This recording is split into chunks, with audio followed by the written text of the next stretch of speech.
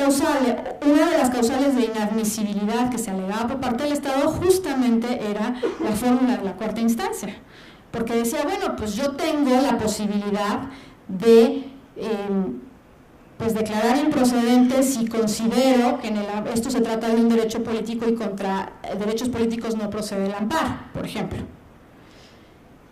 Y ahí la Corte es muy clara, dice, claro, ustedes, estados, como tienen la posibilidad de regular los recursos que ustedes ponen a disposición de las personas como mejor les parezca, o sea, pueden establecer las causales de improcedencia que ustedes consideren necesarias. Pero eso no quiere decir que puedan dejar en estado de indefensión a las personas. Es decir, si ustedes regulan el amparo con determinadas causales de improcedencia, a fuerza tienen que garantizarle a las personas otro recurso, a lo mejor no el amparo, pero otro recurso que sea efectivo y adecuado, de tal forma que no los deje en estado de indefensión, porque si los deja en estado de indefensión, automáticamente están incurriendo en la violación del artículo 25 de la Convención Americana, que establece la obligación de garantizar a las personas un recurso efectivo y adecuado en contra de violaciones de derechos humanos. Entonces, el hecho de que haya causales de improcedencia no per se implica una violación al 25, pero el hecho de aplicar esas causales de improcedencia y con ello dejar en estado de indefensión a las personas sí implica una violación al 25 y por lo tanto la Comisión Interamericana puede ser competente.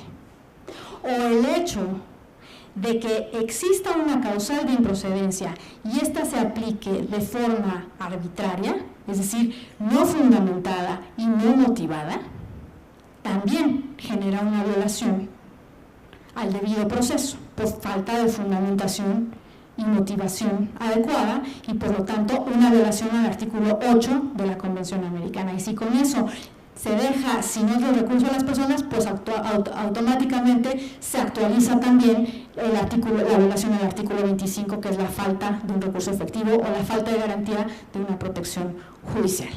Entonces, esto tiene un tema importante. Entonces, los actos que sean violatorios de derechos humanos provenientes de sede judicial no quiere decir, pueden ser revisados por el sistema interamericano, y no necesariamente eso implica que se viole el principio de subsidiariedad porque se convierta o puede entenderse que en ese momento la Comisión Interamericana se está convirtiendo en una cuarta instancia. La fórmula de la cuarta instancia, insisto, está en el caso de Marcioni contra Argentina, ahí lo pueden encontrar muy bien, en 1988, me parece, es cosa de meterse a la página de la Comisión Interamericana, en el buscador poner Marcioni contra Argentina y les aparecerá el informe. Me parece que es un informe de inadmisibilidad en donde se establece esta fórmula de la cuarta instancia. Entonces, agotamiento de recursos internos, plazo de 6 meses. También es un requisito de admisibilidad a partir de la notificación de la última resolución de la jurisdicción interna, o en el caso de que se esté en las excepciones, se caigan en las excepciones del agotamiento de los recursos internos, no se tiene que presentar dentro de los 6 meses, pero sí en un plazo relativamente razonable a juicio de la propia comisión. Y otro tema es la no litispendencia ni la cosa juzgada. Es decir, en principio, los sistemas internacionales similares se excluyen entre sí. Es decir, como persona, uno puede acudir al sistema interamericano o puede acudir al Comité de Derechos Humanos de Naciones Unidas o al Comité ESC, pero no puede acudir a los dos al mismo tiempo. Porque una de las causales de inadmisibilidad por parte de la Comisión Interamericana es que un caso similar se esté analizando en otro órgano internacional, como podría ser el Comité de Derechos Humanos, por ejemplo, o bien que haya sido ya juzgado por parte de la Comisión Interamericana y se vuelva a presentar el mismo caso. Entonces, no litispendencia ni cosa juzgada. Claro que esto tiene unos matices, y tiene unos matices, sobre todo, no es el tema de hoy, pero es importante resaltarlo, en el Comité de Derechos Humanos de Naciones Unidas, del Pacto Internacional de Derechos Civiles y Políticos. Porque ese comité, en principio, en el texto en español del protocolo facultativo de ese pacto, establece una disposición similar a esta de no litispendencia. Nada más que en el texto en español dice: el comité no recibirá o no admitirá demanda alguna que haya sido presentada ante otro órgano internacional, como podría ser la Comisión Interamericana.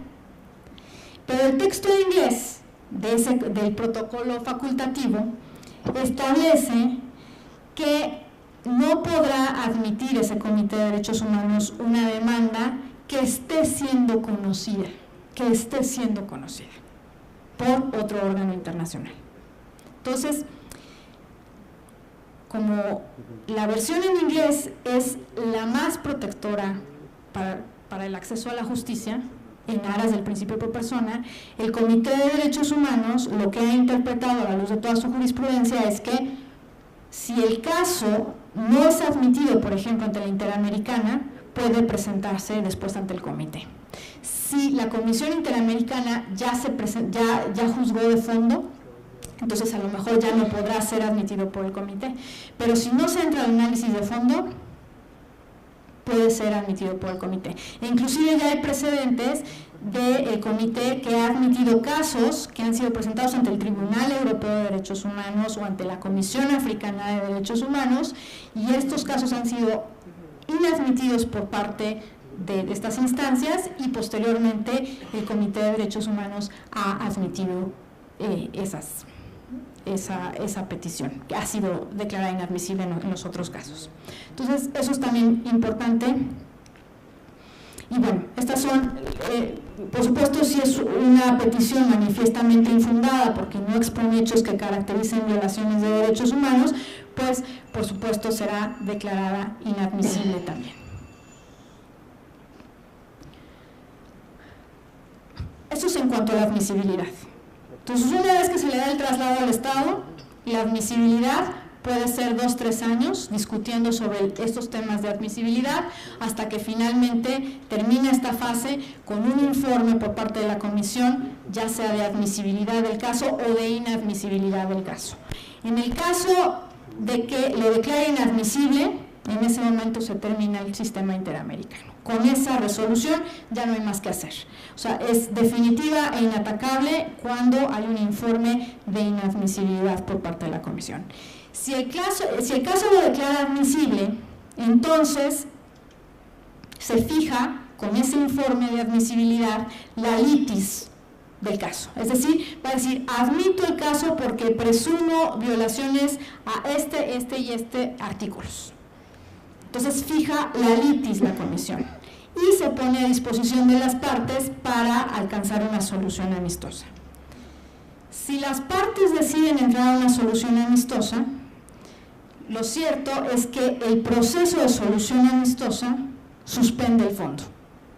Entonces, ahí hay que tener mucho cuidado, porque muchas veces uno puede meterse en un procedimiento de solución amistosa de 2 años, 3 años, y entonces ya alargó el proceso interamericano, y si al final no sale porque el Estado no cumple con los compromisos que se han venido negociando, bueno, pues entonces va a pasar a la etapa de fondo y ya con eso perdimos 3 años.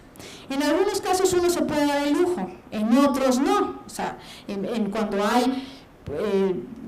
cuando se trata de casos que afectan la libertad, que afectan la integridad, que afectan la vida de las personas, la salud de las personas, pues uno tiene que ser mucho más cauteloso para pensar si realmente hay una viabilidad en alcanzar una solución amistosa con el Estado o no.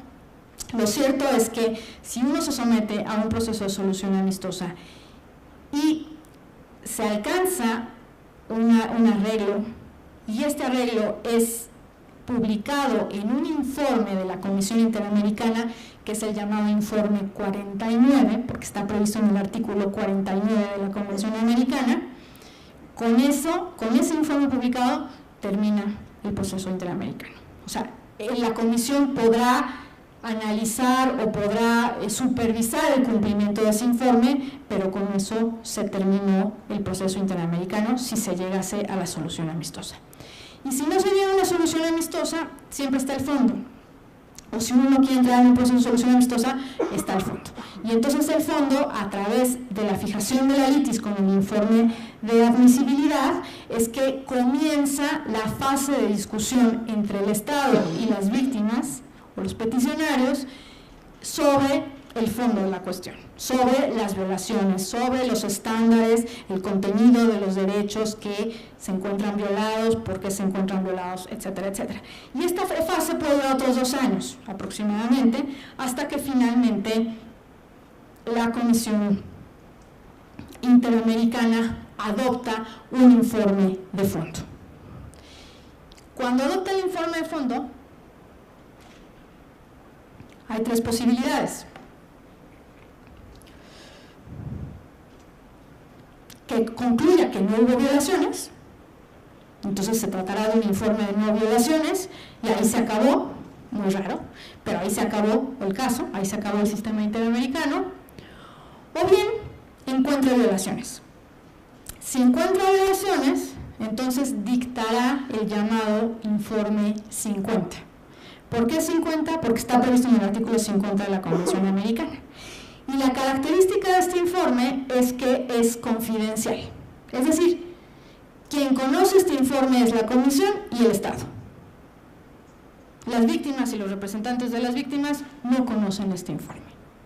En el momento en que adopta el informe 50 y se lo traslada al Estado, simplemente informa a las víctimas que ya adoptó el informe 50, que ya se lo trasladó al Estado, y le solicita a las personas, a las víctimas o al peticionario, que expresen ante la Comisión su postura o posición de que el caso vaya a ser sometido a la Corte Interamericana.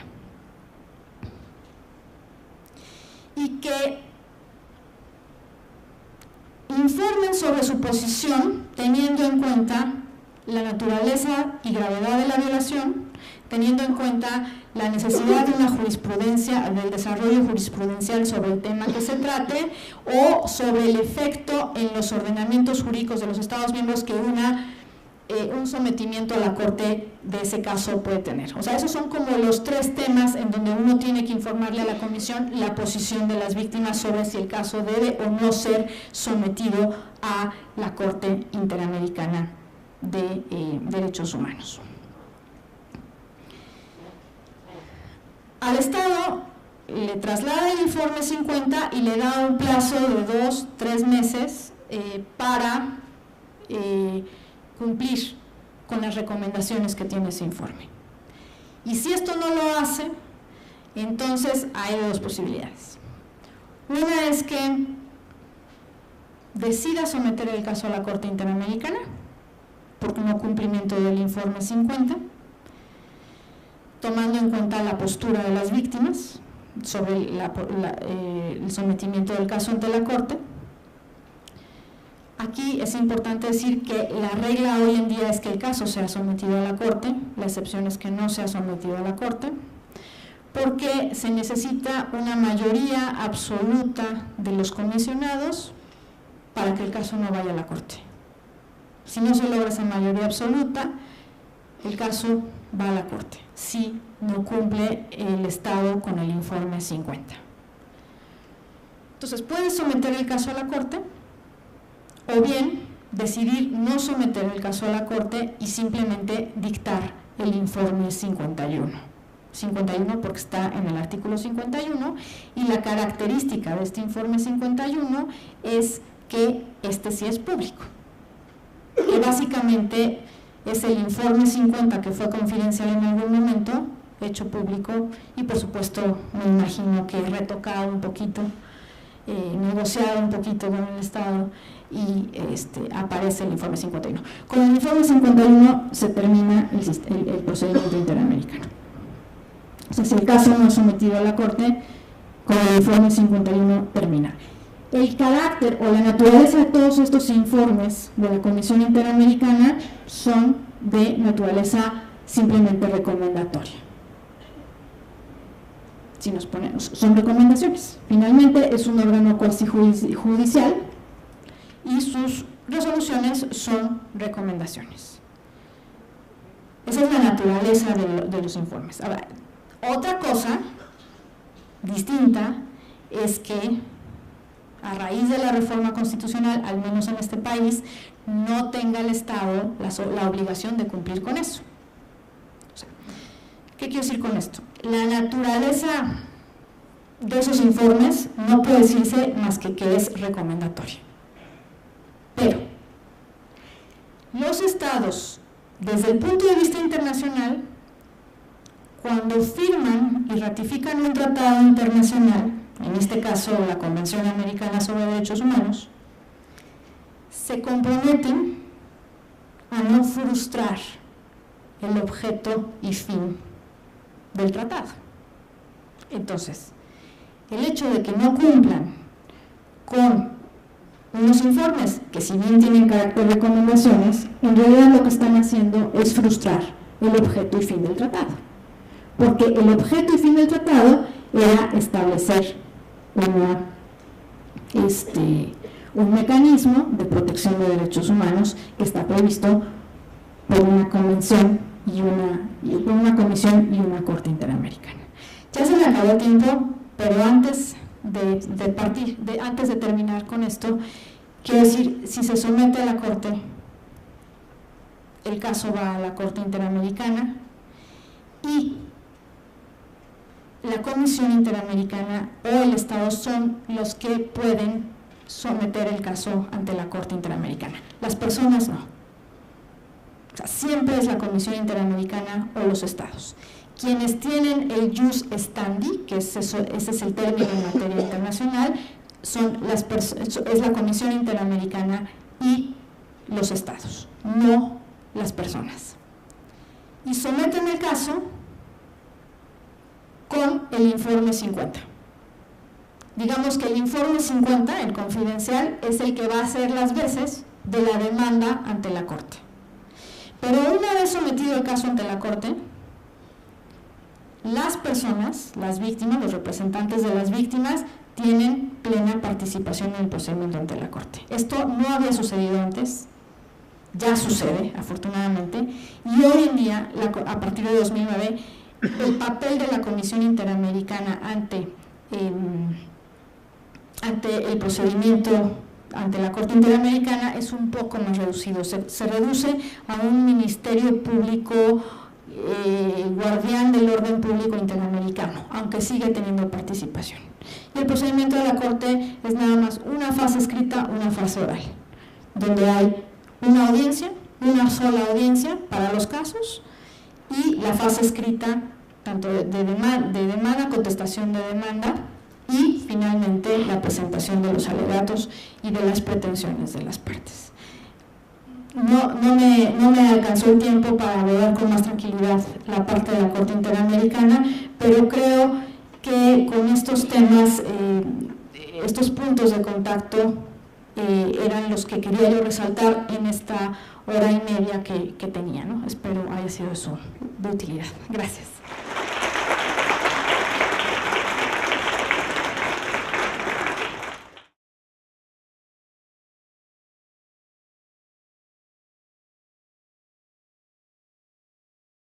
Esto se trata de un derecho político y contra derechos políticos no procede el amparo, por ejemplo.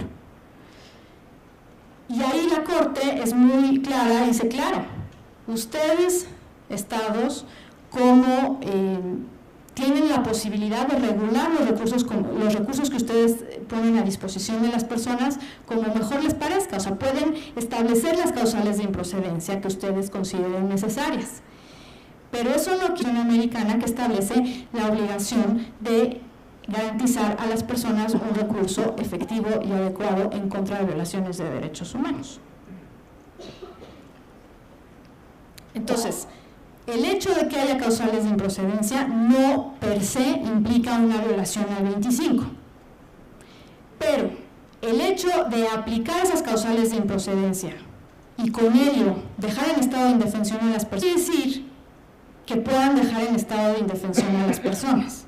Es decir, si ustedes regulan el amparo con determinadas causales de improcedencia, a fuerza tienen que garantizarle a las personas otro recurso, a lo mejor no el amparo, pero otro recurso que sea efectivo y adecuado, de tal forma que no los deje en estado de indefensión, porque si los deja en estado de indefensión, automáticamente están incurriendo en la violación del artículo 25 de la Convención, sí implica una violación al 25, y por lo tanto la Comisión Interamericana puede ser competente.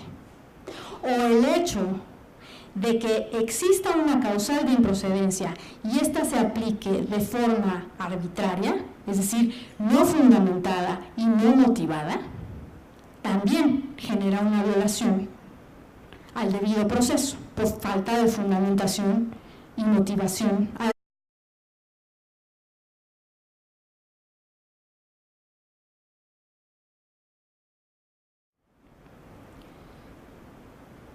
Una de las causales de inadmisibilidad que se alegaba por parte del Estado justamente era la fórmula de la cuarta instancia, porque decía, bueno, pues yo tengo la posibilidad de pues declarar improcedente si considero que en el